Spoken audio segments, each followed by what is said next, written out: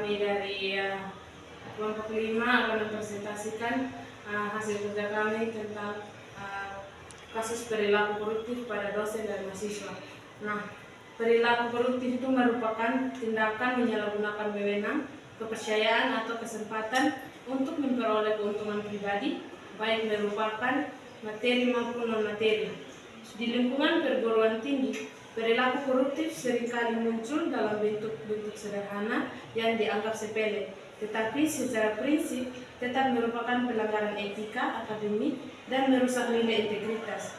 Dua contoh utama perilaku koruptif yang ditemukan adalah pada diri dosen dan diri mahasiswa. Selanjutnya dijelaskan oleh materi teman saya.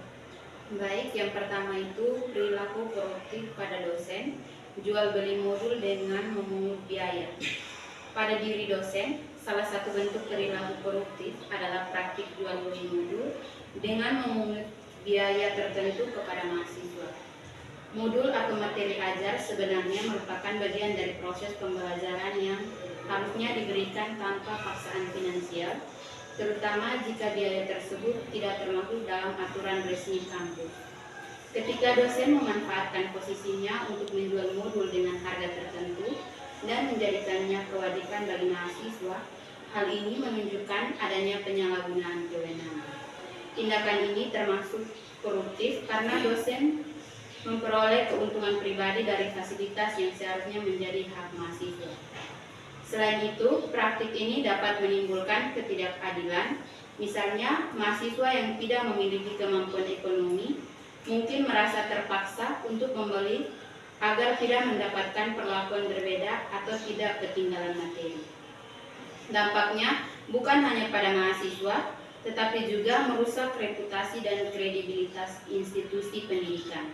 Jika perilaku seperti ini dibiarkan, budaya koruptif akan semakin melekat dalam lingkungan akademik dan menciptakan ketidakpercayaan terhadap tenaga pendidik. Baik, materi selanjutnya akan dibawakan oleh teman saya. Yang berikut itu perilaku koruptif pada mahasiswa seperti titip absen. Di sisi mahasiswa, salah satu perilaku koruptif yang paling sering terjadi adalah titip absen. Praktik ini dilakukan dengan cara meminta teman untuk mengisi daftar hadir atas nama dirinya meskipun tidak hadir di kelas. Tindakan ini termasuk koruptif karena merupakan bentuk pemalsuan data akademik. Meski dianggap sebagai korupsi kecil, tindakan ini tetap mencerminkan ketidakjujuran dan manipulasi untuk memperoleh keuntungan berupa nilai kehadiran. Titip absen juga menciptakan budaya tidak disiplin dan merugikan proses pembelajaran. Mahasiswa yang sering melakukan titip absen pada akhirnya tidak mengikuti materi kuliah yang baik, tetapi mendapatkan nilai kehadiran yang tidak layak. Selain itu, tindakan ini merusak keadilan bagi mahasiswa lain yang hadir secara jujur. Jika kebiasaan ini terus berlangsung, mahasiswa dapat terbiasa dengan perilaku tidak jujur dan membawanya ke kehidupan profesional di masa depan. Baik, materi selanjutnya akan disampaikan oleh teman saya. Baik, yang terakhir itu kesimpulan umum, di mana baik dosen maupun mahasiswa memiliki peran penting dalam menjaga budaya akademik yang sehat. Perilaku koruptif meskipun terlihat sederhana, tetap merupakan pelanggaran serius terhadap nilai integritas, kejujuran, dan tanggung jawab. Jual beli modul yang dilakukan oleh dosen dan titip absen yang dilakukan oleh mahasiswa adalah dua contoh nyata bagaimana korupsi dapat muncul dalam bentuk yang kecil namun berdampak besar. Oleh karena itu, diperlukan kesadaran, pengawasan, dan pembiasaan nilai moral agar lingkungan perguruan tinggi tetap menjadi ruang yang bersih, adil, dan berintegritas.